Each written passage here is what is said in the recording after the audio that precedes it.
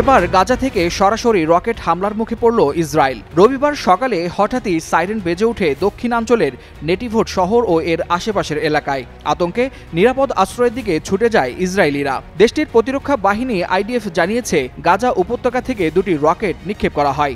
এর মধ্যে একটি সফলভাবে প্রতিহত করা সম্ভব হয়েছে, তবে দ্বিতীয় রকেটটি আঘাত হানে জনবসতিহীন একটি এলাকায়।